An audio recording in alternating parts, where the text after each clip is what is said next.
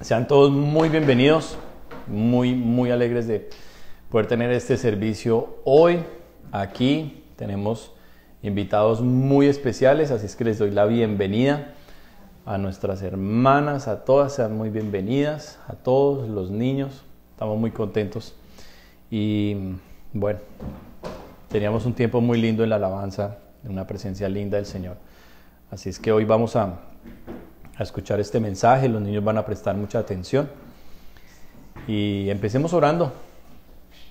Empecemos orando entonces. Padre, te damos honra y honor. Dios grande y bueno eres.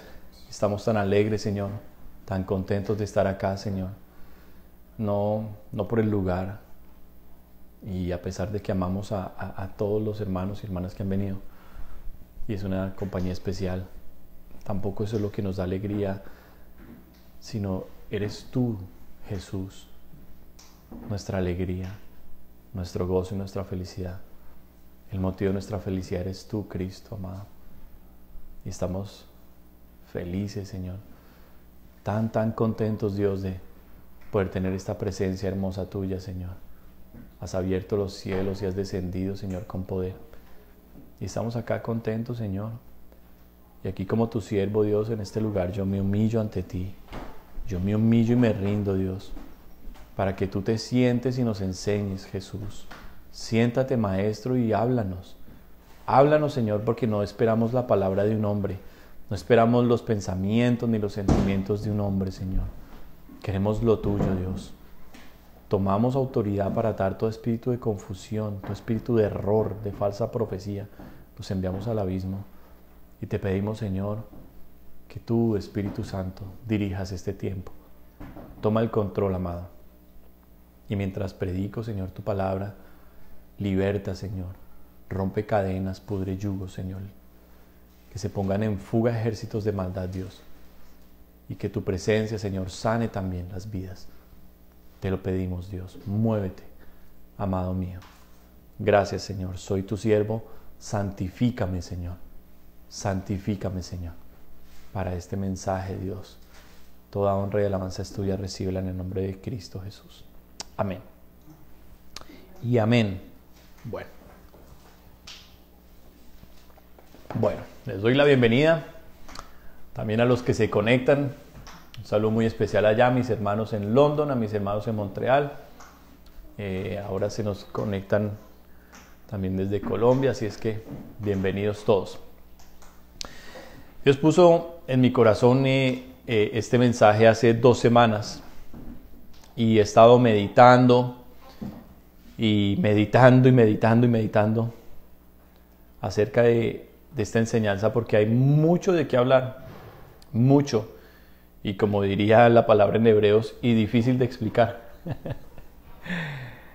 Pero le pedí al Señor que me permitiera hacer esta enseñanza muy como para niños. Por eso me alegra que estén los niños acá sentados. Porque vamos a hablar de una palabra que se menciona mucho, pero que no todo el tiempo se conoce, ni se entiende muy bien lo que realmente significa esta palabra. Hoy vamos a hablar sobre la gracia. Sobre la gracia. La gracia de Dios, porque los hombres también tenemos una gracia. Pero hoy vamos a hablar principalmente sobre la gracia de Dios. Vamos a dar unas definiciones de la gracia y vamos a entender qué significa, qué es, cómo vivir en la gracia. Hoy vamos a estar mirando qué nos dice la Biblia sobre esto. Y vamos a comenzar entonces en el Evangelio de Juan, en el capítulo 1, en el versículo 14.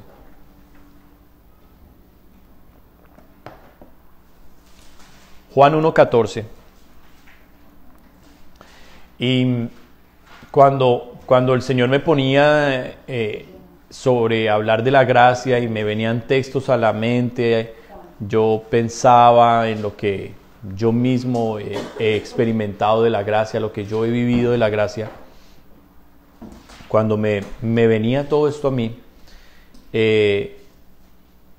quise como proponerme no leer teólogos, no irme a los libros que tengo de teología y comenzar a hacer un estudio profundo sobre la gracia y eso, sino lo contrario es que lo que el Espíritu me puso fue como más bien hablar los textos que han marcado mi vida y lo que yo sé que es la gracia porque la he podido vivir y experimentar.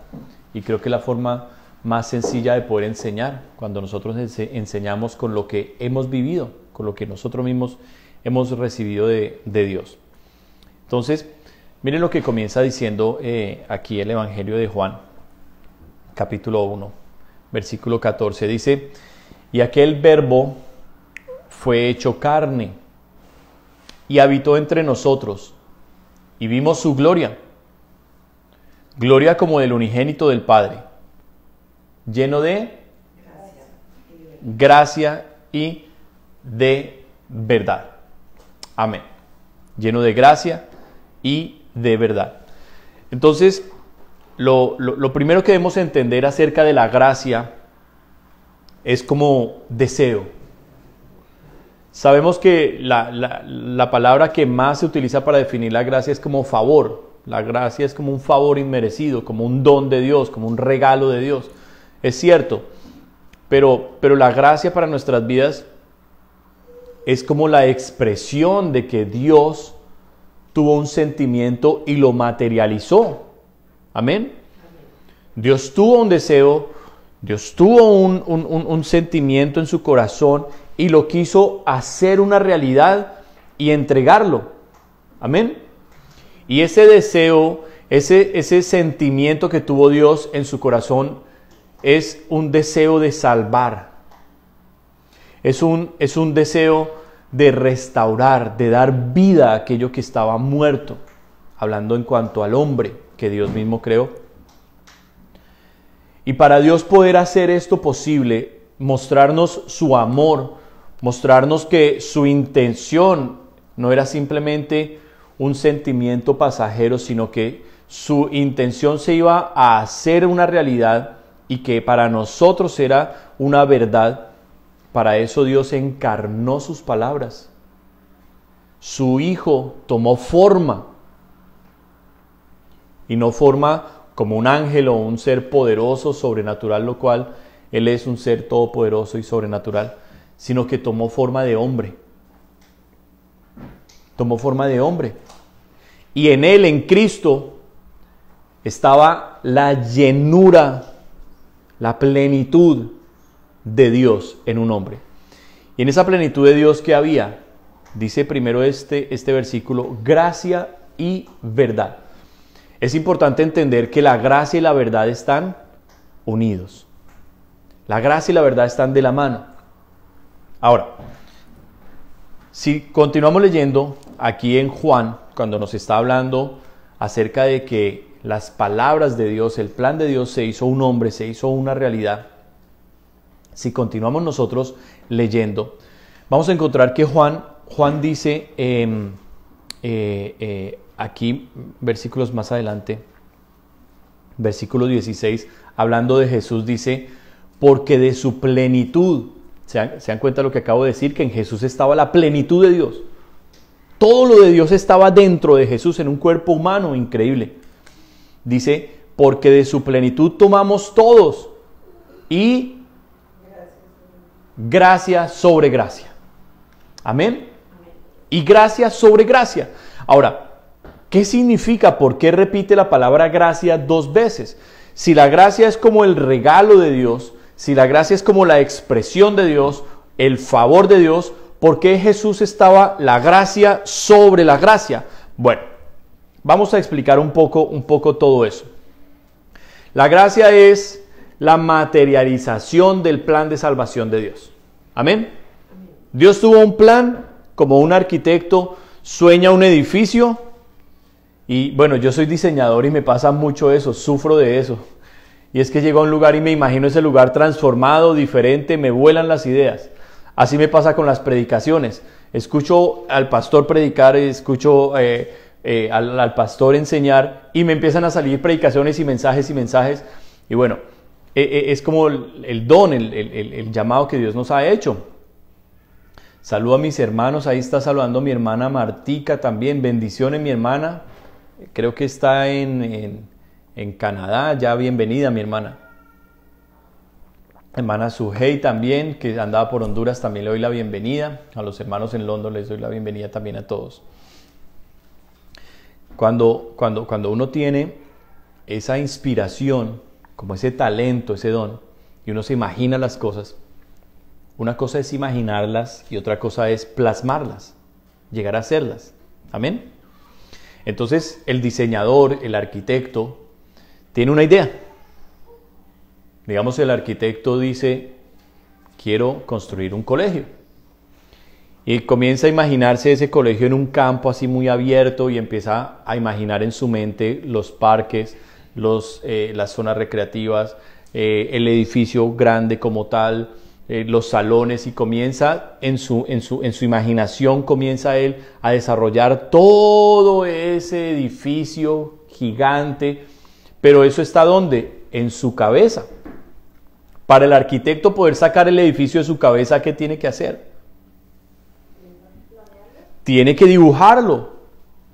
Entonces el arquitecto coge esos pensamientos y los plasma en un papel.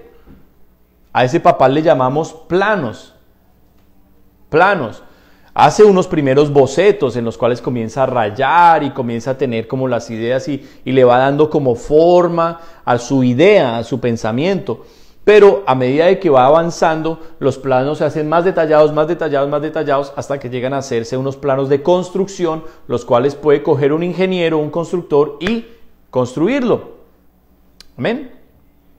Eso fue lo que hizo Dios con Jesús. Dios creó al hombre, lo hizo con libertad, y el hombre con esa libertad, ¿qué escogió? ¿Seguir a Dios? No. El hombre escogió seguir sus propios deseos. Y Eva toma las palabras de la serpiente, del diablo, y dice, yo quiero aprender por mi cuenta. Dios no va a ser mi maestro. En ese momento se perdió la relación que había entre Dios y el hombre, se rompió. Se rompió. Y la consecuencia de esa ruptura de esa relación fue que ellos fueron expulsados de un lugar maravilloso, hermoso, llamado ¿cómo? El Edén. Se llamaba el Edén, el jardín del Edén.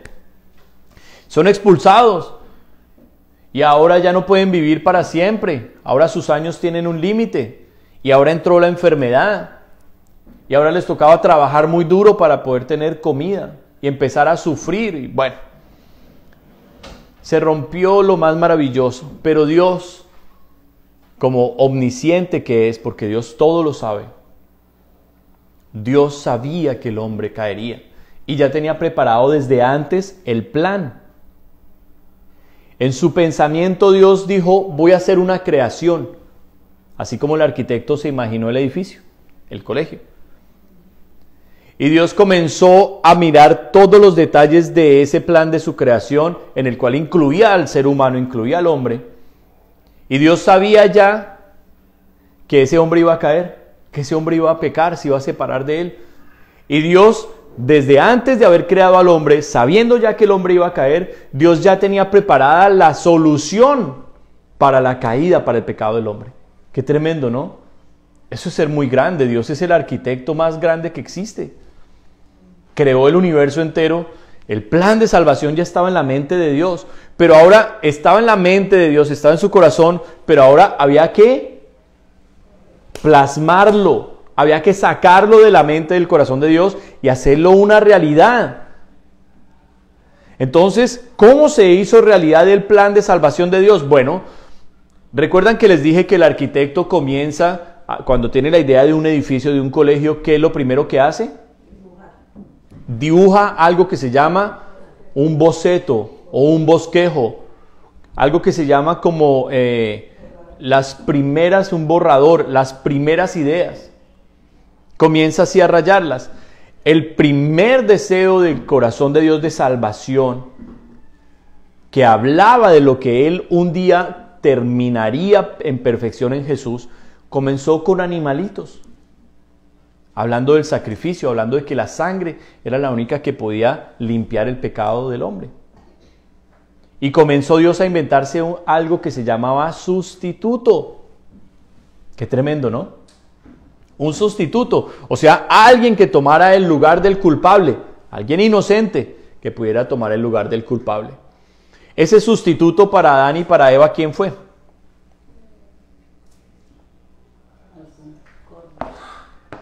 ¿Quién fue? Jesús.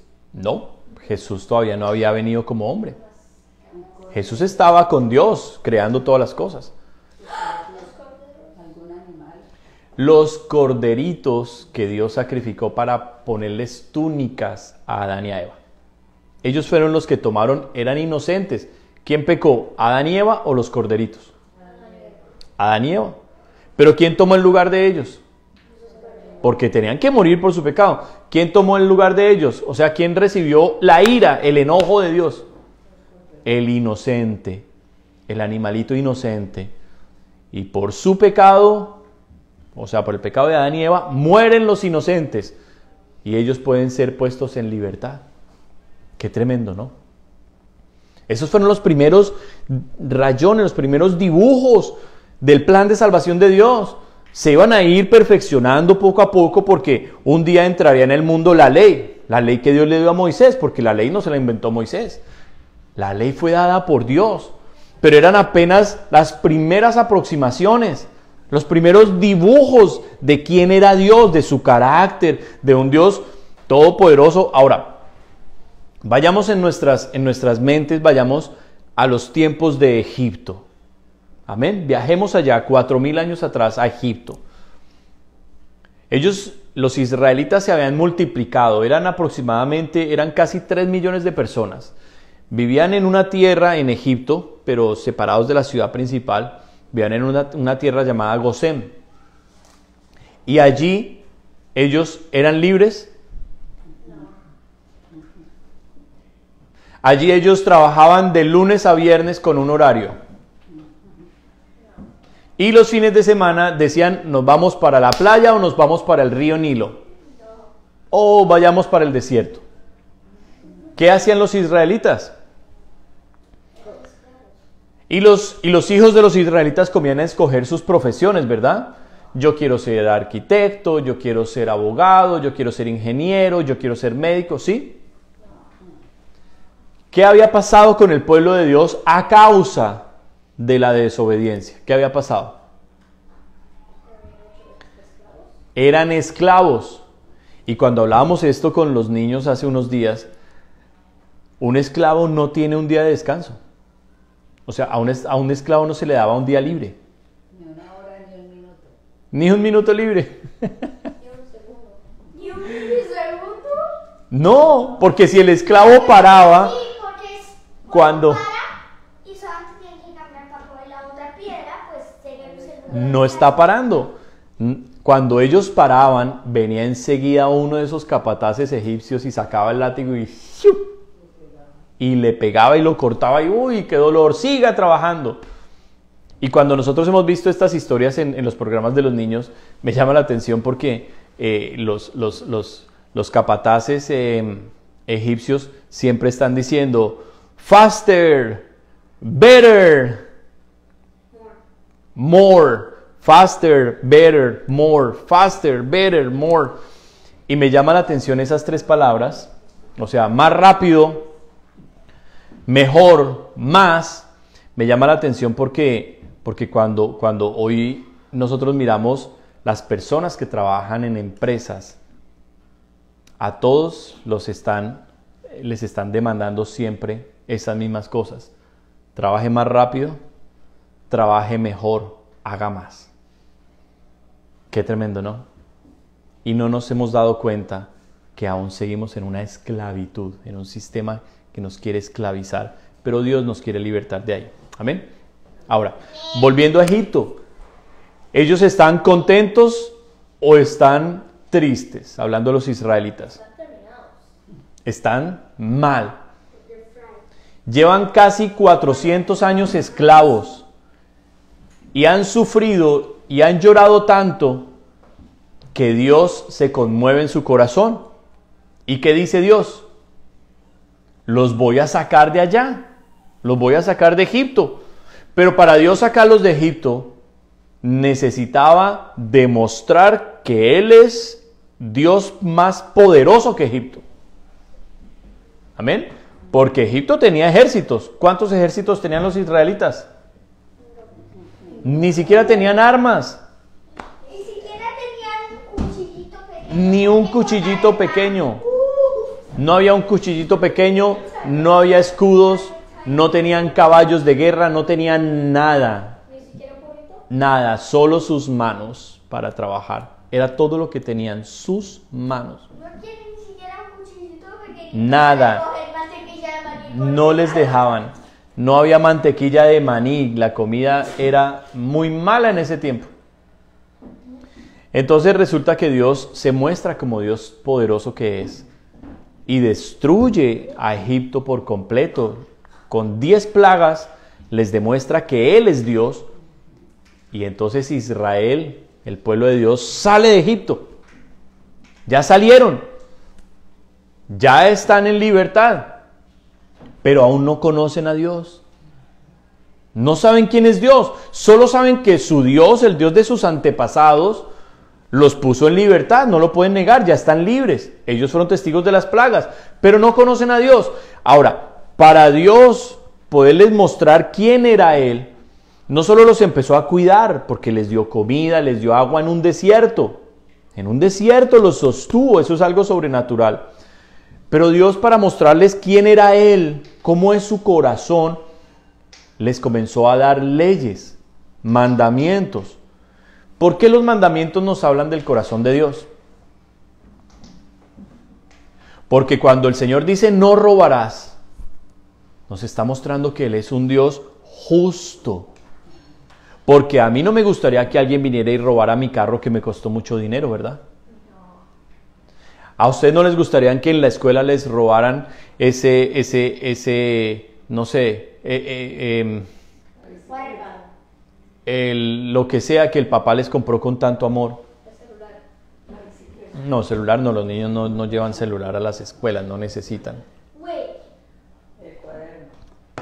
Pero de pronto el morral, entonces los papás les regalaron. El morral contiene todo lo que tiene. Y entonces los papás les dan con mucho amor un morral a sus hijos y en la escuela se los roban, van a estar tristes. Entonces por eso hay un mandamiento que dice no robarás.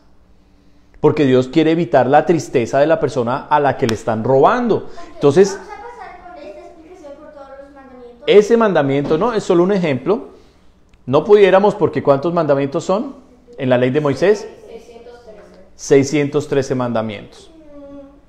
Cuando el pastor Antonio lo preguntó hace 2 semanas, se rajaron allá todos y los niños fueron los primeros en dar la respuesta acá. 613 decía Isabela, 613 decía Mateo.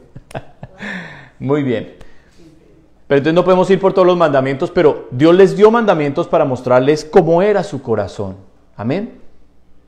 Para mostrarles las intenciones buenas que Él tiene. Y dentro de los mandamientos estaba encerrado, no se les olviden cuál era el pensamiento, el corazón de Dios, el plan de salvación. Pero ese plan de salvación todavía estaba en planos, no se había hecho un edificio grande y real como el del arquitecto. Pero en apenas esos primeros planos, ellos no lograron entender quién era Dios, no lo lograron conocer. Acompáñenme a este texto en el libro de Nehemías, para que comprendamos que la gracia es algo que no tiene límite, porque la gracia hace parte de Dios mismo. Amén. La gracia es como una parte del corazón de Dios, y su gracia no tiene límite. Nehemías capítulo 9, y vamos a leer a partir del versículo 28 al 31. Dice, pero una vez que tenían paz, hablando de quiénes, los israelitas, pero una vez que tenían paz, volvían a hacer lo malo delante de ti, por lo cual los abandonaste en mano de sus enemigos que los dominaron, pero volvían y clamaban otra vez a ti, y tú desde los cielos los oías, y según tus misericordias muchas veces, qué tremendo, ¿no? Versículo 29, los amonestaste a que se volviesen a tu ley. O sea, Dios les decía, pero muchachos, entiendan que cuando ustedes guardan mis mandamientos, ustedes van a tener una vida buena. Cuando ustedes cumplen mi palabra, eso va a hacer que ustedes se eviten problemas. ¿Amén o no amén? El estudiante en su escuela que hace caso, que hace las tareas, ¿es un estudiante que se mete en problemas? No, es un estudiante que va bien con sus papás, que va bien con sus maestros. Entonces, Dios les estaba a ellos continuamente llamando la atención y les decía, miren que las cosas malas que les pasan es porque ustedes hacen lo malo, porque ustedes no guardan mis mandamientos. Y cuando ellos se veían en el problema, ¿qué hacían? ¿Qué hacían cuando estaban en el problema? Otra vez volvían y le pedían ayuda a Dios. ¿Y Dios qué decía? ¿Esta vez estoy muy bravo, esta vez no los voy a ayudar? No. Dice la Biblia que volvía otra vez y los ayudaba. Muy bien. Dice, versículo 29, les amonestaste a que se volviesen a tu ley, mas ellos se llenaron de soberbia y no oyeron tus mandamientos, sino que pecaron contra tus juicios, los cuales si el hombre hiciere, en ellos vivirá. Se rebelaron, endurecieron su cerviz y no escucharon. Endurecer la cerviz significa no agachar la cabeza. ¿Qué pasa cuando a uno lo están regañando porque uno hizo algo mal de verdad? ¿Qué pasa? ¿Cuál es la actitud de uno? Agacha la cabeza. ¿Se han dado cuenta? Pero ¿qué pasa cuando se regaña a alguien y no agacha la cabeza, sino que está así más necio? Se pasa de hablar a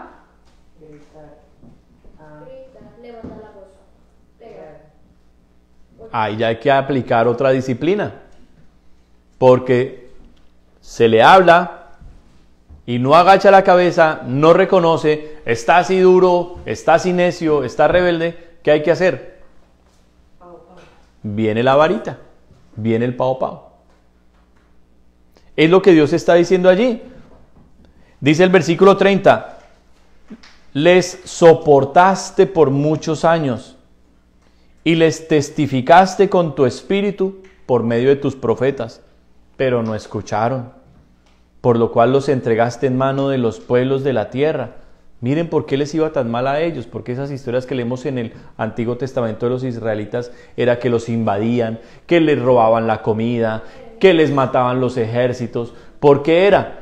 Porque cada vez que Dios los quería acercar y les llamaba a un profeta para que se arrepintieran y vinieran a Él, ¿qué hacían ellos?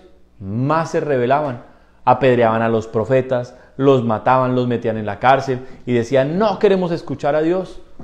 Muy necio ese pueblo, ¿verdad? Entonces, ¿qué hizo Dios? ¿Se olvidó de ellos? No. Versículo 31.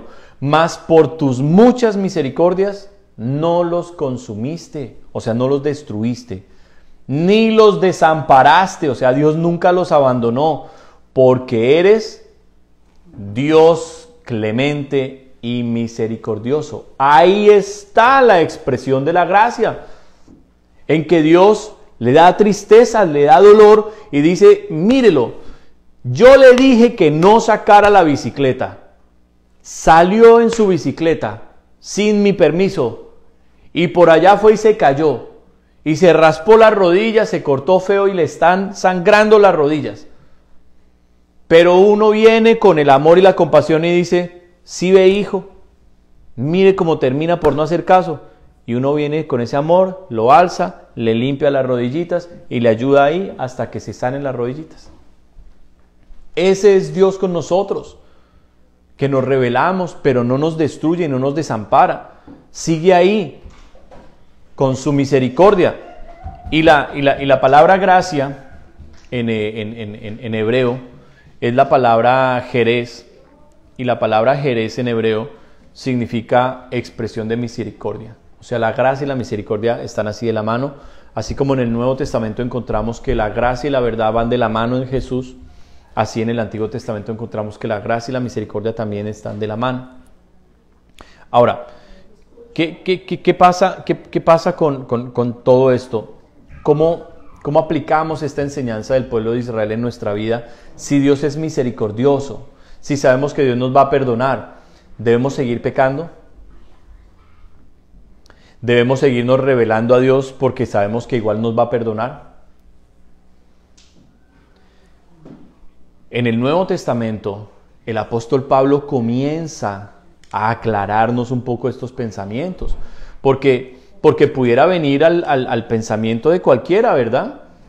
Cualquiera pudiera decir, bueno, pues si Dios es tan misericordioso y me ama tanto, y yo sé que a Israel los perdonaba, sí los disciplinaba, pero pues igual terminaba perdonándolos, pues a mí también me puede seguir perdonando.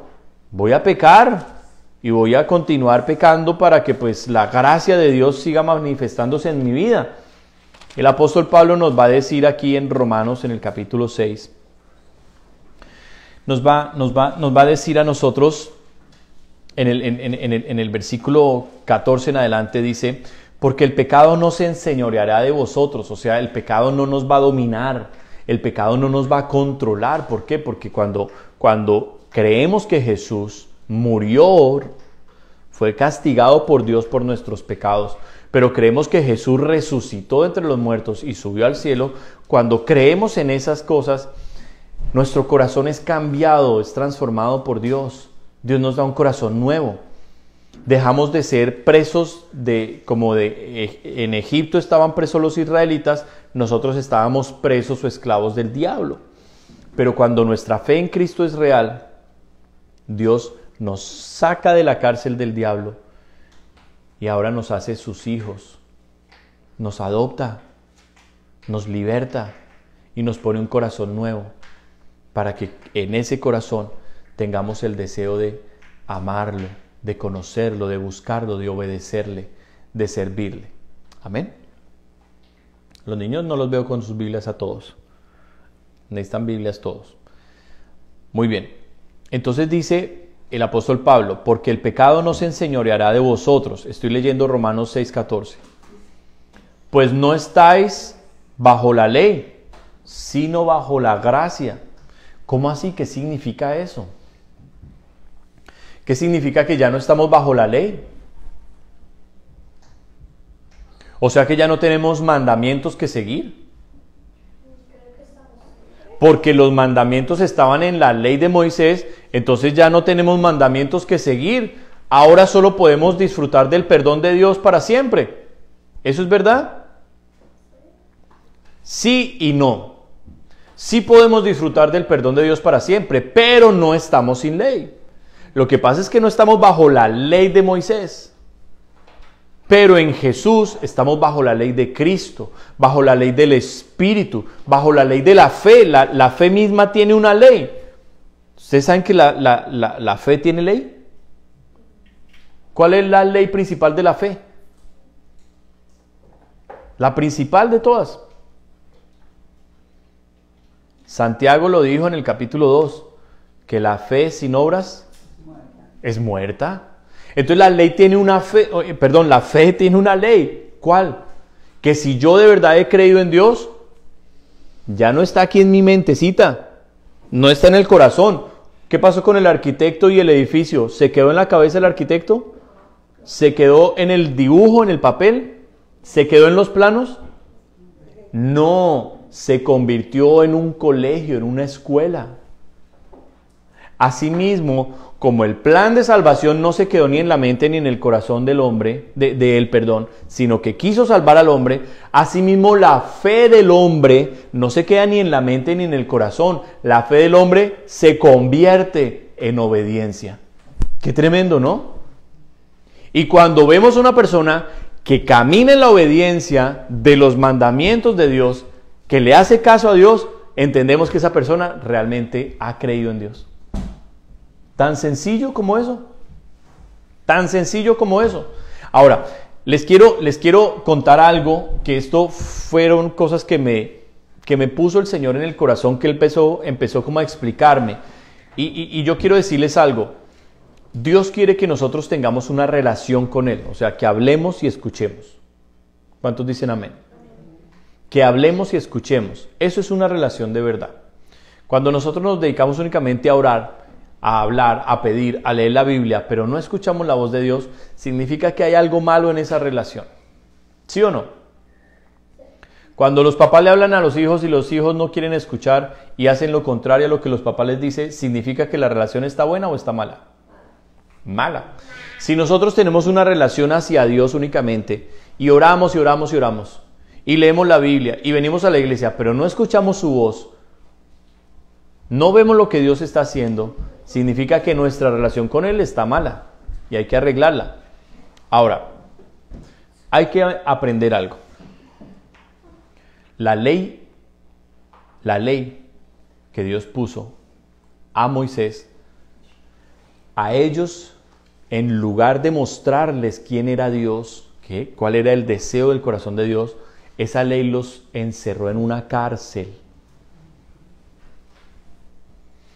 Y los israelitas decían, ay, pero es que todo es pecado, todo es pecado, todo es pecado. No puedo mirar a esta señora un poquito los tobillos porque es pecado. No puedo hacer porque es pecado. No puedo, es pecado, es pecado, es pecado. Todo es pecado. Eran 613 mandamientos. Todo era pecado. La comida, el vecino, que no puedo levantar mi techo un poco más que el de mi vecino, que cuidado corro la cerca otro poquito, que cuidado se me sale una mentirita. Todo era pecado. Entonces los israelitas, que no habían entregado su corazón a Dios, tomaron la ley de la manera equivocada. Y la ley siendo buena, porque el apóstol Pablo dice que la ley es buena, la ley no es mala, la ley es buena porque fue dada por Dios. Pero la ley, el propósito de la ley era que conociéramos el corazón de Dios, pero ellos no lo querían conocer. Ellos no lo querían conocer. Entonces ellos tomaron la ley de la manera equivocada y se sintieron encerrados en una cárcel. Qué tremendo, ¿no? Entonces, ¿cuál era el deseo del corazón de los israelitas? ¿Conocer a Dios o salir corriendo de la cárcel? Salir corriendo de la cárcel.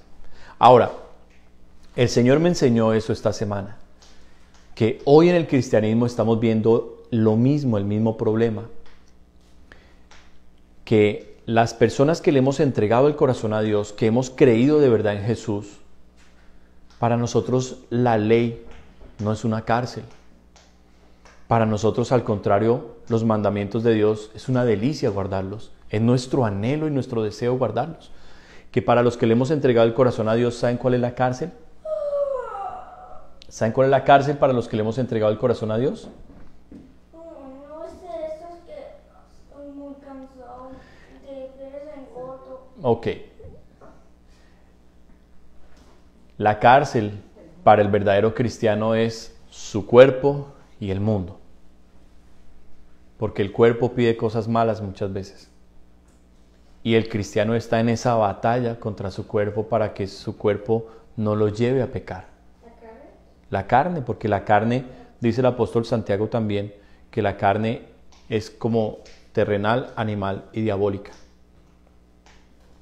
O sea, nuestra carne tiene deseos malos. El que le ha entregado el corazón a Dios, el que ha nacido de nuevo, el que tiene el Espíritu Santo, sabe que su carne es mala y lucha contra sus propios deseos, porque son pecaminosos. Y el que le ha entregado el corazón a Dios, el que ha nacido de nuevo y tiene el Espíritu Santo, sabe que el mundo es malo, sabe que el mundo está gobernado por las tinieblas, sabe que en el mundo solo hay corrupción. ¿Vamos hasta ahí claros? Ahora, Jesús dijo que no es aprobado por Dios el que poniendo su mano en el arado vuelve hacia atrás. ¿Qué significa? Se los voy a poner claro con un ejemplo. Uno de mis vecinos es un médico y es un hombre muy amable con su esposa, son muy amables. Y esta semana estuvimos hablando con ellos, muy queridos, muy cordiales. Tuvimos una buena conversación con ellos y con mi esposa. Ayer, mientras yo limpiaba el carro, me di cuenta que ellos estaban en una reunión en su casa, porque pues él es el vecino aquí diagonal a mi casa. Y llegaron muchos carros y estaban allá contentos y bueno, allá pasaron la tarde en una reunión. ¿Qué significa poner la mano en el arado y volver atrás? ¿Qué significa que nuestra cárcel verdadera es el cuerpo y el mundo? El que tiene el Espíritu Santo no desearía estar en una reunión como esas. No anhelaría volver otra vez a la hipocresía, a las apariencias, al que la gente le diga, ay, cómo te ves de linda, ay, mire, y que le digan cosas bonitas, pero que uno sabe que son mentiras. El que tiene el Espíritu Santo se aleja de esas reuniones. ¿Saben por qué? Porque la mayoría de personas que están en reuniones como esas, que se muestran muy amables y muy queridos y muy especiales, la mayoría de esas personas mienten. Y cuando uno se da la vuelta, empiezan a hablar mal de uno. Y lo hacen sentir a uno como que uno es, ay, muy especial y muy de todo. Pero cuando uno se da la vuelta dicen, uy, ese hombre, uy, qué feo. Y cómo venía de mal vestido. Entonces cuando uno tiene el Espíritu Santo, uno dice, Dios, así yo no esté con muchas amistades, así me toca estar más bien solito. Pero yo sé que los poquitos amigos que tengo son amigos de verdad, porque son amigos tuyos, Señor, que tú me has dado. En vez de estar con tanta gente y rodeados, y el que tiene el Espíritu Santo sabe que hay una batalla afuera en el mundo con cosas que se hacen totalmente contra Dios. Y anhela uno en el corazón ya estar con el Señor. Pero el cristiano que no ha nacido de nuevo, el cristiano que es carnal, que no le ha entregado el corazón a Cristo, su cárcel es el cristianismo. ¿Por qué razón? Porque todo es prohibido, porque todo es pecado, porque todo está mal. El cristiano carnal tiene una lucha para leer su Biblia. No la quiere leer. El cristiano carnal tiene una lucha para orar. No quiere orar. No quiere cantarle a Dios. No quiere servirle a Dios. No quiere santificarse. No quiere dejar el pecado. No quiere cambiar.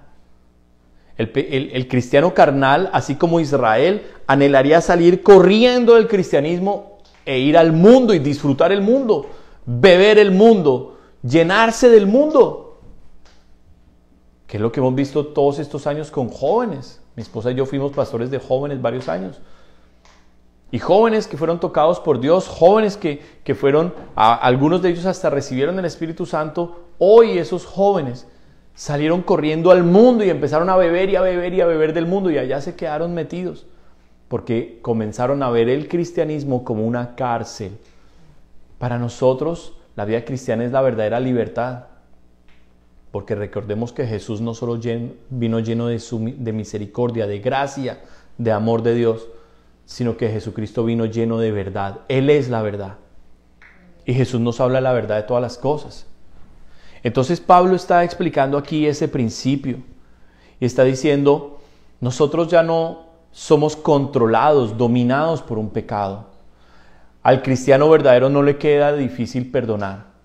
El cristiano verdadero aprende a perdonar por muy difícil que sea. ¿Cuántos dicen amén? El cristiano verdadero anhela tener su corazón limpio. Por eso no guarda resentimiento, no guarda enojo. El cristiano verdadero no quiere estar metido en peleas, en pleitos, en problemas. El cristiano verdadero busca la paz. Y si al cristiano verdadero lo invitaran a una reunión como la de mi vecino, el cristiano verdadero oraría a Dios, y si Dios lo envía, iría a predicar la palabra de Dios. ¿Cuántos dicen amén? Iría a predicar la palabra de Dios, porque es su vida. Jesús dijo que de la abundancia del corazón habla la boca. Y si Dios, su gracia, su regalo de salvación que me ha dado, es verdaderamente mi vida, es lo que yo hablo, es lo que yo comparto, es lo que yo vivo. ¿Amén? Por eso la persona que entra bajo este pacto de la gracia de Dios, lo que hace es realmente comenzar a caminar de la mano con Jesús. ¿Sabían eso? Porque la gracia es una persona. La gracia es una persona. La gracia es el regalo de salvación de Dios para la humanidad. Y ese regalo de salvación tiene un nombre. ¿Cuál es? Jesús. Jesús es el regalo de compasión, de misericordia que Dios ha tenido con este mundo perdido. Y cuando nosotros creemos en Él, comenzamos a experimentar la verdadera libertad. Ahora, es también importante recibir la gracia. ¿Cómo se recibe la gracia? Bueno, antes de explicarlo voy a terminar aquí con Romanos y ahí sí nos vamos a explicarlo. Por eso Pablo dice aquí en el versículo 15 que pues pecaremos porque no estamos bajo la ley sino bajo la gracia. En ninguna manera. En ninguna manera. Nosotros no pecamos más y más y más para que nos venga más y más y más gracia, no. Al contrario, nosotros nos abrazamos a la gracia, nosotros nos llenamos de la gracia, nosotros vivimos en el amor y en la relación con Dios, con el deseo cada vez más de caminar y hacer su voluntad. ¿Amén? ¿Amén o no amén? ¿Están aquí o ya se me fueron? Yo ya me fui.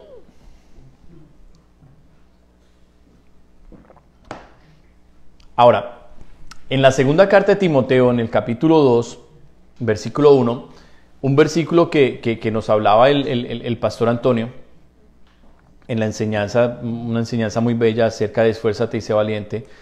Aquí el apóstol Pablo le está diciendo a su hijo espiritual Timoteo, le está diciendo, tú pues, hijo mío, esfuérzate en la gracia que es en Cristo Jesús.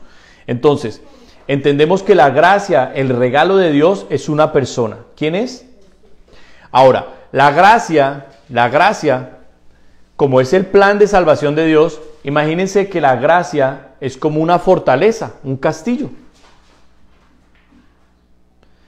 Cuando venía un ejército enemigo, los que se querían defender de ese ejército enemigo se metían en un castillo, en una fortaleza, porque ahí las paredes, los muros, las puertas los protegían de que entraran a matarlos, ¿verdad? La gracia es un lugar también, no solo una persona, es un lugar. Es un lugar de protección. Es un lugar donde Dios me está guardando. La gracia es como el conjunto de muchas cosas que Dios me da para que yo pueda caminar con Él. Dentro de la gracia que viene, como regalo también de Dios, la fe. La fe para seguir creyendo en Él. La fe para creer en sus promesas. ¿Qué más viene dentro de la gracia? La salvación. Viene el perdón. Entonces, cuando una persona está dentro de la gracia, es una persona que no siente la condenación en su mente, en su corazón. Es una persona que está en batallas, en luchas. Es como el drogadicto que lo tienen que meter en un hospital para que salga de su cuerpo toda la droga que le ha metido. Y ese proceso de desintoxicación en el drogadicto es muy fuerte, es muy difícil, pero se puede lograr hasta que sale toda la droga de su cuerpo, porque el cuerpo se acostumbra a la droga y el cuerpo mismo le pide droga. Asimismo, nuestro cuerpo estuvo acostumbrado al pecado, pero cuando nosotros le entregamos el corazón a Jesús y entra el Espíritu Santo nos da un corazón nuevo, con los deseos de Dios, de hacer la voluntad de Dios, de conocerlo, de amarlo, de también recibir su amor, porque la gracia se recibe. Y recibo el amor de Dios, pero mi cuerpo estaba acostumbrado, mi alma estaban acostumbrados a cometer pecados. La gracia me guarda, la gracia es ese hospital donde Dios me encierra. Y el Espíritu Santo, que es el Espíritu de gracia también, según el libro de Hebreos capítulo 10, el Espíritu Santo comienza a sacar de mi vida toda esa droga o contaminación llamada pecado, malos hábitos, mañas. Todo eso comienza a sacarlo el Espíritu Santo. Por eso la gracia no es algo que simplemente nosotros recibimos una vez y nos quedamos con ella. No, la gracia es una persona con la cual yo camino. La gracia es un lugar donde yo estoy protegido. La gracia es como una maleta muy grande que yo abro y está llena de regalos. En donde está la fe, donde está el perdón, donde está la liberación. ¿Cuántos dicen amén? ¿Necesitamos ser libres cuando venimos a Jesús? Claro, traíamos cantidades y cantidades de demonios, de espíritus malignos, de costumbres terribles, y esas las empieza a romper Cristo. La gracia también tiene la justificación. ¿Qué significa? el perdón de Dios, que yo de ser una persona culpable y lista para ser enviada al infierno por mis pecados, ahora soy una persona que Dios me declara inocente. Pero la gracia también tiene otro regalo maravilloso que se llama la adopción. ¿Qué significa la adopción? Que yo estaba en el mundo solo, perdido, no tenía nadie de verdad. Nadie iba a dar la vida por mí. Nadie me amaba con ese amor para salvarme. Pero Dios en su amor, Dios en su misericordia, me dice, usted ya no está huérfano, ahora usted es mi hijo, venga que lo amo. La gracia tiene también un regalo maravilloso que se llama la santificación. ¿Qué significa la santificación? ¿Cómo viene un homeless en la calle caminando? ¿Bien vestido? ¿Bien arreglado? No, el homeless tiene ropa sucia, rota, viene lleno de bolsas y de cosas que cargan muchas veces. Muchos de los homeless tienen piojos, tienen enfermedades en la piel. La santificación es otro regalo que viene dentro de la gracia, porque con la santificación Dios me coge a mí que soy ese homeless y me quita toda esa ropa sucia de pecados, me quita esos vestidos viejos y feos y me pone un vestido hermoso, limpio, blanco, resplandeciente y me siento como si fuera un príncipe. Las niñas se sienten como si fueran princesas. Imagínense. La gracia es esa maleta llena de regalos de parte de Dios para nosotros que necesitamos recibir. Ahora, algo que yo quiero hablarles como pastor. El cristianismo hay que disfrutarlo. El cristianismo no se puede seguir viendo como esa cárcel, como eso de prohibición. Y no puedo hacer esto, y esto es malo. ¿Y qué dice el pastor? ¿El pastor dice que sí o que no? No, ese no es el verdadero cristianismo. El verdadero cristianismo es ese deseo en mi corazón de conocer al Dios que me regaló su amor, que me regaló su perdón, ese Dios que me llama hijo y que yo lo llamo padre. Es de conocer a ese Salvador mío que se llama Jesús. El deseo de mi corazón es el conocer el Espíritu Santo, que es el que me cambia. Yo era una persona que me enojaba por todo y era una persona que peleaba con todo el mundo y que no perdonaba a nadie. ¿Qué me da el Espíritu Santo? Paz, perdón, reconciliación. Y mi anhelo es conocerlo a él más. Decir quién es esa persona tan maravillosa que me cambia todo esto. ¿Quién es esa persona que me da todo esto tan bello? Ahora, en la expresión de que nosotros hemos recibido la gracia, o sea, que sacamos de nuestra mente y del corazón la gracia, es que nosotros comenzamos a parecernos al que da la gracia. Comenzamos a hablar como Jesús, comenzamos a mirar como Jesús, comenzamos a pensar como Jesús. ¡Qué tremendo!, ¿no? Todo esto que les estoy diciendo lo dice el apóstol Pablo, lo dicen otros apóstoles. Hay muchos versículos que dicen todas estas cosas. Pero es como el resumen de que Dios nos ha amado tanto que nos dio lo mejor que Él tenía, lo máximo, lo mayor. El amor de Dios se hizo una persona y esa persona murió en nuestro lugar para que nosotros pudiéramos por su sangre tener la limpieza de nuestros pecados y tener la entrada al cielo. ¿Cuántos dicen amén? Amén. Ese amén muy flojo, terriblemente flojo. Ahora, la gracia también trae frutos. La gracia también trae demostraciones, como cuáles. Voy a leerles algunas de esas demostraciones. Comenzamos a comprender cuál es la voluntad de Dios. Amén. Cuando yo camino, he sido transformado, comienzo a comprender cuál es la voluntad de Dios. Comienzo a ser una persona sabia espiritualmente. Comienzo a agradar y a honrar a Dios con mi vida. Comienzo a llevar buenos frutos en las cosas que hago. Soy una persona que crezco, día a día voy creciendo en el conocimiento de Dios, lo voy escuchando, ahora sé que Él me oye, yo lo oigo a Él, yo lo obedezco, yo camino con Él. También soy una persona que estoy llena de fortaleza en Dios. ¿Cuántos dicen amén? ¿Alguno por acá se ha sentido débil? ¿Se ha sentido en algún momento que dice, ay, yo creo que ya no puedo más y esto es muy difícil y quisiera salir corriendo? ¿A alguien le ha pasado? Que me levante la mano. ¿Sí les ha pasado? Bueno, la persona que está en la gracia, acuérdense que la gracia era una maleta, saca un regalo hermoso que se llama fortaleza de Dios. Y Dios nos da nuevas fuerzas. Dice la palabra en Isaías que Dios da esfuerzo al cansado y multiplica las fuerzas al que no tiene ninguna. Todo esto viene dentro de la gracia.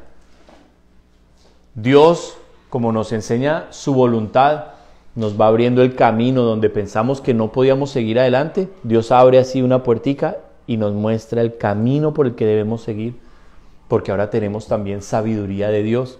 ¿Cuántos dicen amén? Amén. Dentro de la gracia que también tenemos perseverancia, paciencia. Amén. Dentro de la gracia que tenemos gozo.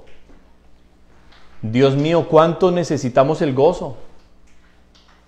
¿Cuánto necesitamos el gozo con estos problemas, con estas cargas, con estas luchas, con estas aflicciones? No hablo de entretenimiento, ni de diversión, ni de chistes, ni de risas. Hablo de gozo, hablo de una felicidad que dura, una felicidad que nada me la quita. Gozo, que es un fruto del Espíritu de Dios en mi vida. Ese es otro resultado de caminar, ¿qué? En la gracia. ¿Saben qué otro resultado hay de caminar en la gracia? Se llama gratitud. Aprendo a ser como agradecido con Dios. No sé cuántos pueden decir amén. Me vuelvo una persona agradecida con Dios.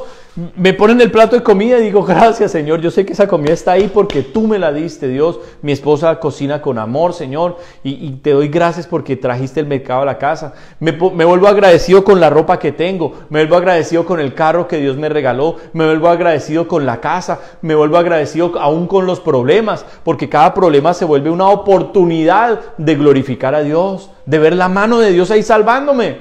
¿Cuántos dicen amén? Miren todas las cosas que Dios hace cuando nosotros caminamos verdaderamente en su gracia, cuando caminamos realmente con Él. Dios nos hizo aptos para participar de la herencia. ¿Qué significa eso? Que hemos entrado a un reino. Yo no sé cuántos lo puedan creer, pero la palabra dice en el libro de Apocalipsis capítulo 5 que Dios nos hizo reyes y sacerdotes para Él. Nosotros llevamos coronas, mis hermanos, nunca se les olvide. Y no importa las cosas, las tribulaciones, los problemas, lo que pasemos en esta tierra, nosotros tenemos una corona sobre nuestra cabeza que nadie nos la puede quitar. Nadie nos puede quitar esa corona. ¿Por qué? Porque somos hijos del Rey de Reyes. Somos hijos del Señor de Señores. Miren cuántas cosas Dios nos ha regalado. Cuántas cosas Dios nos ha mostrado su amor, porque la Biblia dice en Romanos 5:8, mas Dios muestra su amor. Dios muestra su amor para con nosotros, en que siendo aún pecadores, Cristo murió por nosotros. Dios mostró su amor. Dios nos ha mostrado hoy, usted y yo somos la evidencia de que hay un Dios que salva, de que hay un Dios que perdona, de que hay un Dios que da nuevas oportunidades, de que hay un Dios que da vida a los muertos. Usted y yo estábamos muertos en delitos y en pecados. ¿Qué significa la palabra gracia sobre gracia? Que les dije al comienzo que se las iba a definir y no la definí. La gracia sobre la gracia está descrita en una parábola, en uno de los milagros que hizo el Señor en el Evangelio de Lucas. Vayan conmigo, leámoslo y yo creo que ya vamos a ir cerrando. En Lucas capítulo 17, el Señor demuestra su gracia, o sea, el Señor muestra su amor, su compasión, muestra su deseo de ver bien a la gente. Y aquí el Señor sana, versículo 11 al 19, el Señor sana 10 leprosos. ¿Por qué la sanidad de los leprosos era una demostración de la gracia? Se los voy a decir de una manera muy sencilla. Porque los leprosos dentro de la ley, para no contagiar a otros, para no esparcir más esa enfermedad, esa plaga, los leprosos tenían que vivir alejados de la gente, alejados de las ciudades, alejados de las aldeas. Los leprosos no se le pueden acercar a nadie. Y en esta ocasión viene caminando la gracia. ¿Quién es la gracia?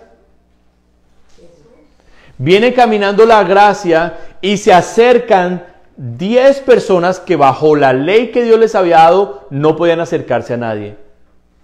¿El amor de Dios qué hace? ¿Les cierra la puerta a esos 10? No. Jesús dijo que el que viene a mí yo no le echo afuera. Vienen estos leprosos oliendo feo, se veían horribles porque eran prácticamente monstruos. Ellos huelen feo, se ven pero espantosos, dan miedo. El temor también de que peguen la enfermedad esa tan horrible, incurable por demás. Pero la gracia les abre los brazos a los 10. ¿Y qué dice la palabra? Que los 10 son sanados. Pero ¿dónde está la gracia sobre la gracia? Miren este detalle. Versículo 17.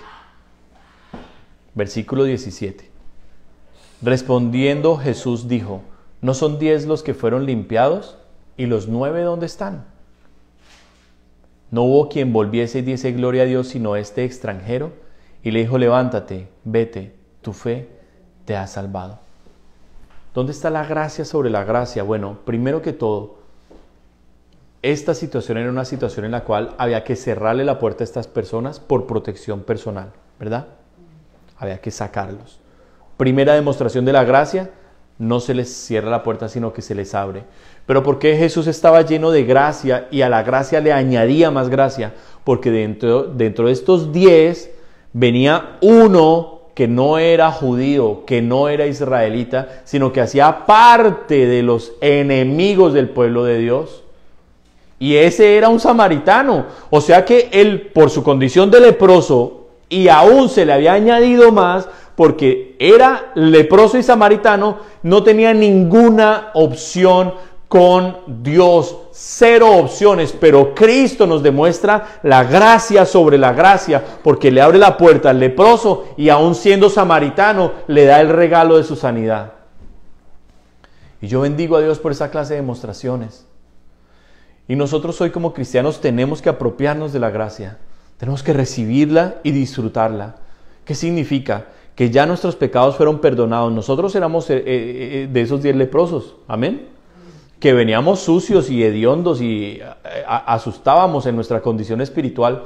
Veníamos así cargados de pecados terribles. Pero ¿saben una cosa? Nosotros no merecíamos el perdón de Dios, pero nos lo quiso regalar. Eso significa, número uno, que el perdón de Dios es para todos los seres humanos y no es que yo lo merezca más que otro. Hoy tenemos que romper eso de creernos buenos y de que nosotros merecemos la gracia pero el de al lado no. Hoy tenemos que romper eso, porque la gracia es el regalo de Dios para toda la humanidad. ¿Qué dice Juan 3:16? Isabela, ¿qué dice Juan 3:16?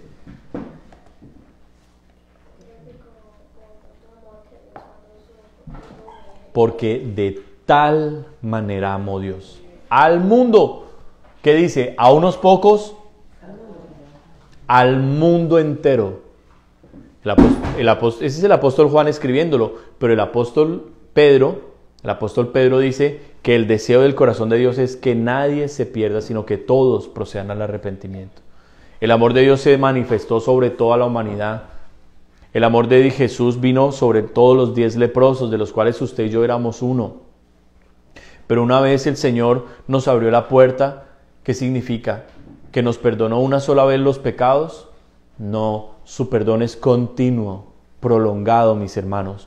No debemos tomar la gracia para seguir pecando y justificarnos nosotros y, ay Señor, ya tú conoces, ya tú sabes, Señor. No, la persona que está comportándose así es una persona que no ha entrado verdaderamente en la gracia, que no camina con Jesús.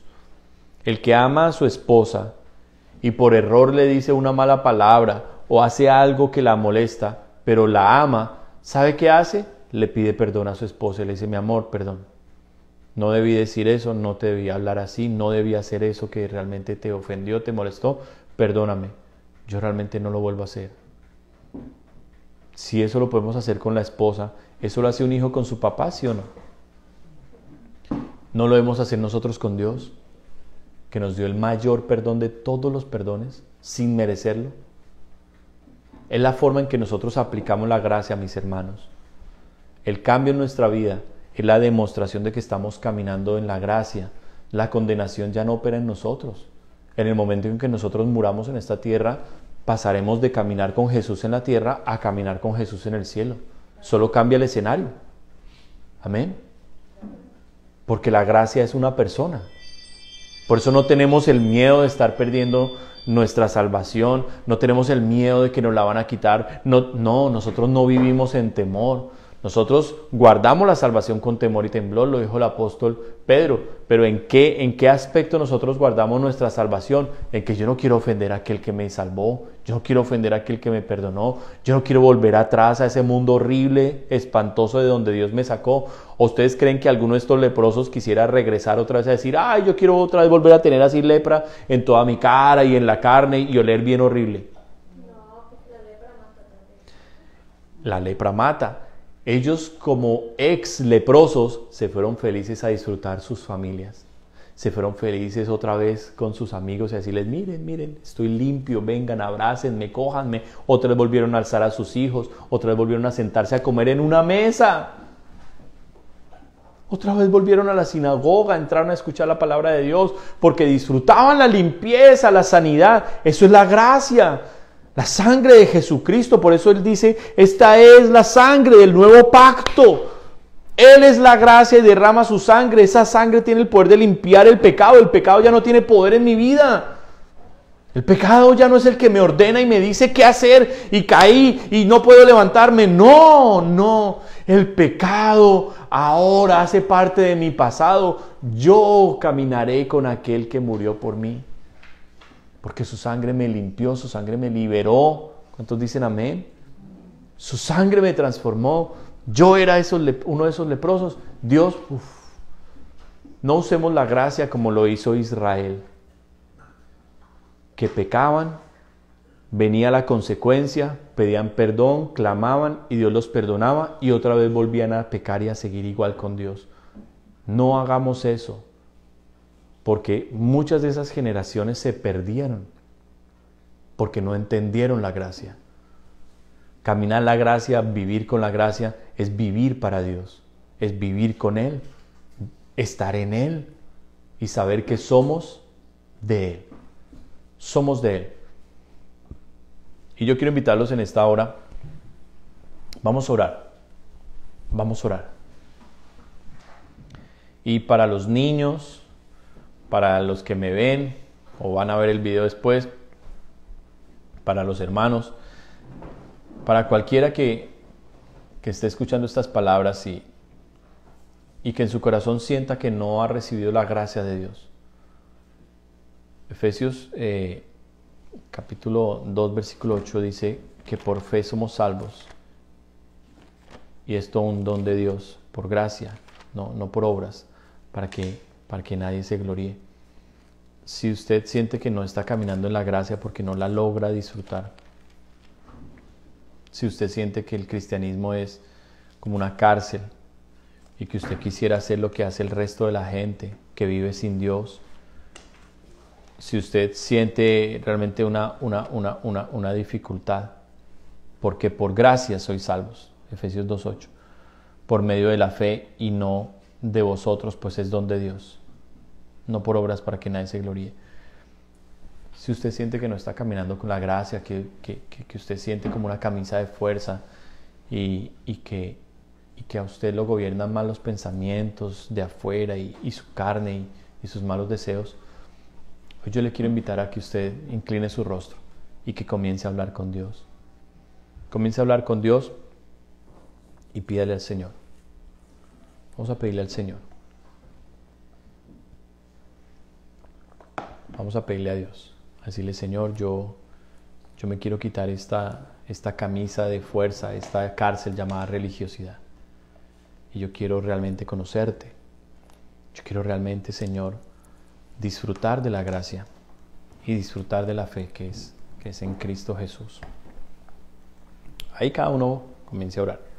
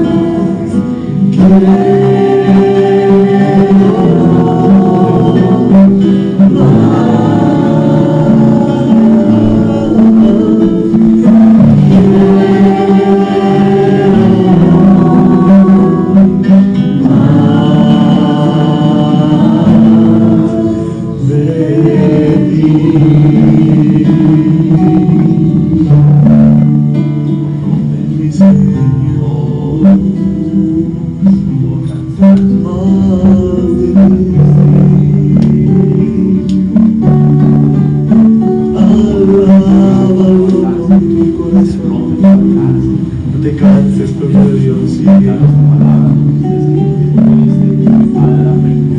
Dios quiere que saques fondo para adorar, fondo. Que doblegues la carne, doblegues las emociones. Puedas permanecer tiempo en su presencia sin límites.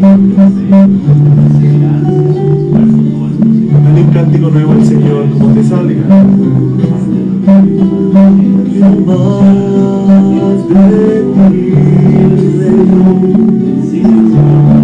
Un compromiso total quiero yo, mi Jesús.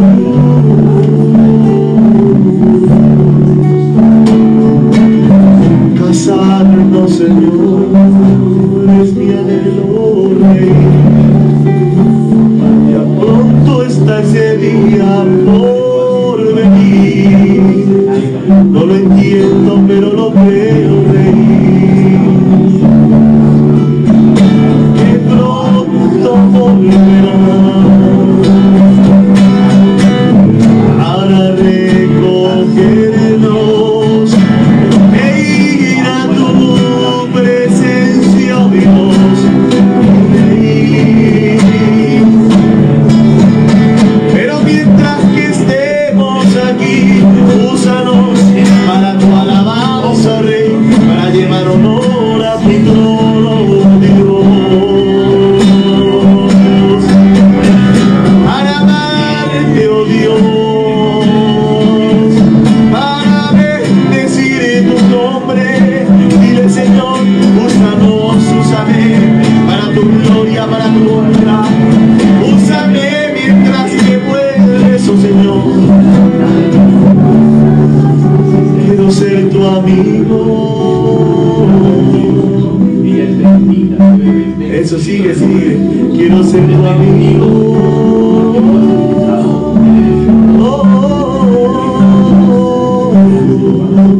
Quiero ser tu amigo. No te salgas, sigue, sigue, sigue, pueblos. Profundiza, profundiza, profundiza. Quiero ser tu amigo. Aleluya, sigue, sigue, sigue, sigue. Que yo veo como algo dorado, un oro que viene para encima nuestro. Sigue, sigue. No nos vamos a perder todo lo que el Señor quiere darnos hoy, lo tenemos que recibir. Quiero ser de tu amor, Señor. Tu jardín de recreo quiero ser yo. Un jardín donde te goces. Dile, Señor, hazme un hombre, una mujer, conforme a tu corazón. Conforme a tu corazón. No quiero solo servirte, oh Dios. Díselo, no solo servirte. Eso ahí empezó a caer. ¿O qué es eso, Señor? Empezó a caer como aceite líquido en oro. Oh,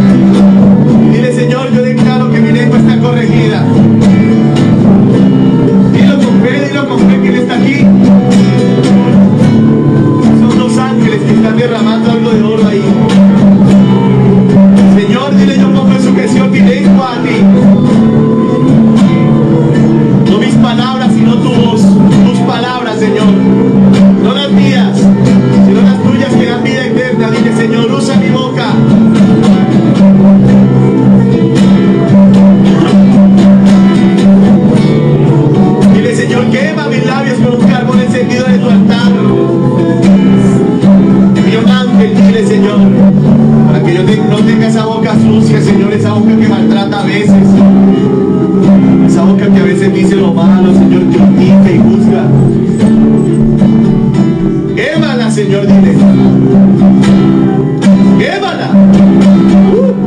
Yo sé que alguien está sintiendo un ardor. Está sintiendo en realidad.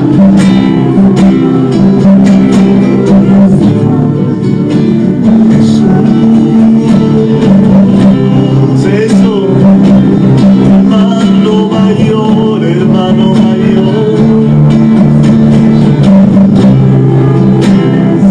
El Señor dice que Dios nos está llevando a otro nivel de adoración. Hermanos, recíbanlo. Y amén, Señor, recibe el nuevo nivel de adoración. Oh, uno más dulce con Él. Vas a poder ser más dulce con el Señor. Que no te va a cortar dificultad, te va a surgir, te va a salir, te va a brotar. Cuídalo y esta noche lo verás cuando te vayas a dormir. Antes de irte a dormir vas a orar, vas a adorar al Señor y vas a sentir como de ti fluye una adoración tan dulce que tú vas a decir, oye Señor, pero qué dulzura la que me brota, Rey.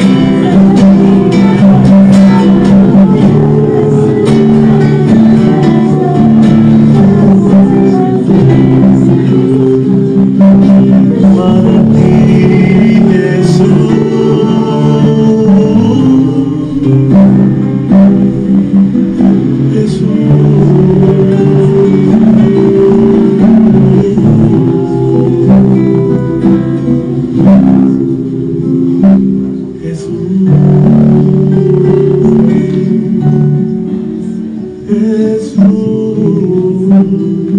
Rompe la carne, rompe la carne, rompe la desesperación. Vamos, vamos. Mira, yo como entrenador tuyo tengo que llevarte más allá de lo que tú aguantas, así que dale, para que puedas romper esa carne, que es lo que no te deja entrar con Dios más profundo. Solo repite su nombre y verás. Jesús, Jesús,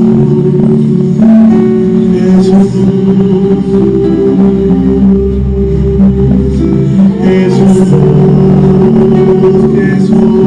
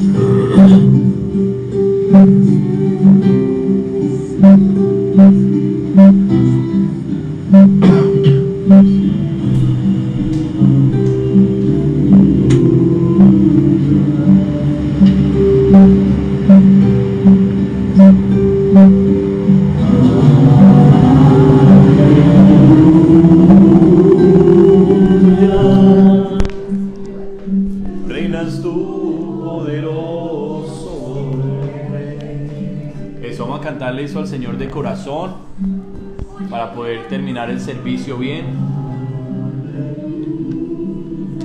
Vamos a darle gracias al Espíritu Santo que estaba acá en medio nuestro.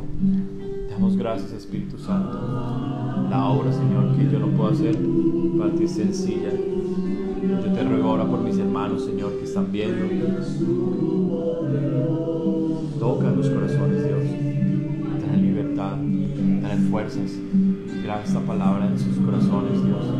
En sus espíritus, Dios. Que sea como una roca.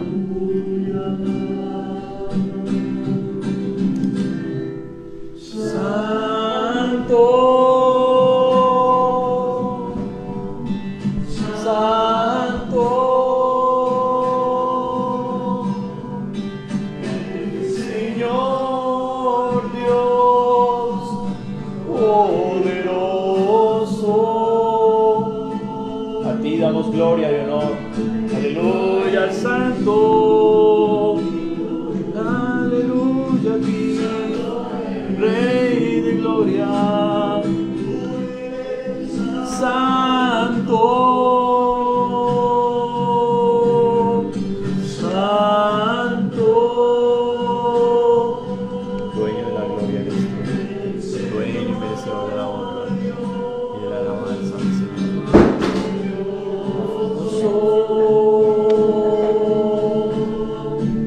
Digno eres tú, digno y santo, digno y poderoso.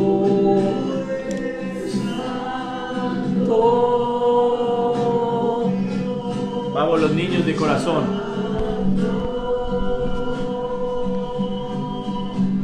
El Señor Dios poderoso,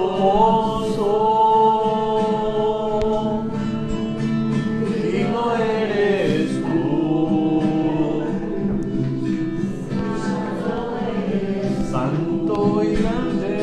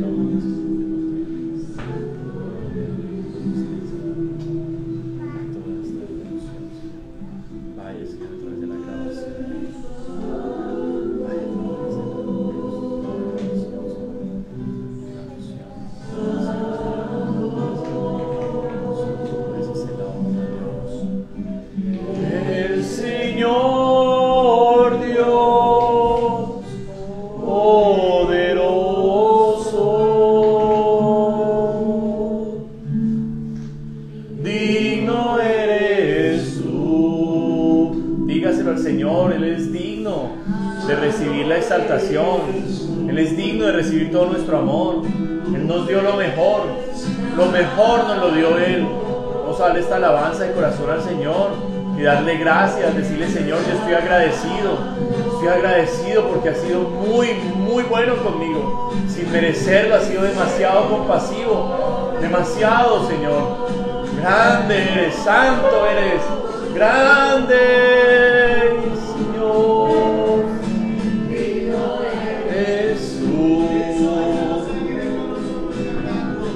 Santo eres tú, Dios poderoso,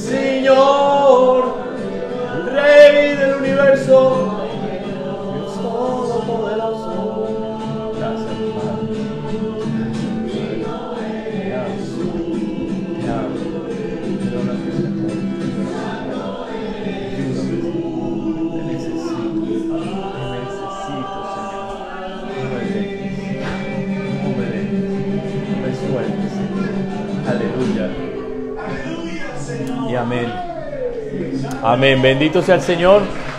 Le damos gloria al Señor. Gracias, Padre. Gracias, Dios mío. Te damos honra. Vamos a orar entonces para despedirnos.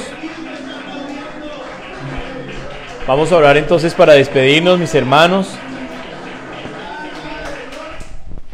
Y que esta palabra que hoy Dios puso sea como una roca en su vida, y sobre ahí usted comience a edificar todo. Que desde ahí usted comience a levantarse en lo que Dios quiere hacer con usted, porque la gracia es algo que hemos recibido y es un regalo maravilloso de Dios. Padre, gracias por este tiempo, Dios. Gracias por este servicio. Gracias por haberme permitido, Señor, hablar tu palabra, Dios. Es un gran privilegio, un gran honor, Señor. Lo hago con mucha alegría, con gran felicidad, Señor. Predico tu palabra, Dios mío. Te pido que toda la contaminación que ha salido, Señor, sea atada y enviada al abismo. Que tus ángeles, Señor, limpien este lugar ahora. En el nombre de Jesús de Nazaret, oramos también presentándote nuestros diezmos, nuestras ofrendas, y dándote gracias, Señor, por tu provisión, por tu cuidado, Señor, para con nosotros, porque nos vistes, nos alimentas, nos das un lugar donde vivir, Señor, nos das vehículos para transportarnos, Señor, y reconocemos, Señor, que tú eres nuestro proveedor. Por eso te presentamos lo del fruto, Señor, el 10% de lo que tú nos das, y las ofrendas, Señor, con amor, con alegría. Oramos, Padre precioso, para que levantes a tu siervo Mauricio allá en Medellín, para que lo uses con poder allá, con César, con Josué también, Señor. Úsales con poder, Dios. Oramos por nuestro pastor Antonio, por su sanidad, Señor, para que venga, Señor, tu poder sobre su vida y lo levante, Dios, en Cristo Jesús. Gracias por este tiempo, Señor. Atamos los espíritus de retaliación y de venganza y los enviamos al abismo. Y toda furia de las tinieblas, Señor, es destruido, Señor, todo intento del diablo en contra nuestro. Lo enviamos al abismo en Cristo Jesús. Espíritus de muerte, de aborto, de enfermedad son atados, de accidentes son atados y enviados al abismo. En el nombre de Jesucristo. Y quedamos, Señor, en tu presencia. Gracias, Espíritu Santo. Tú hiciste posible, Señor, este servicio. Y a ti damos el honor, precioso Rey. Te amamos mucho y te damos gloria en Cristo Jesús. Amén. Y amén.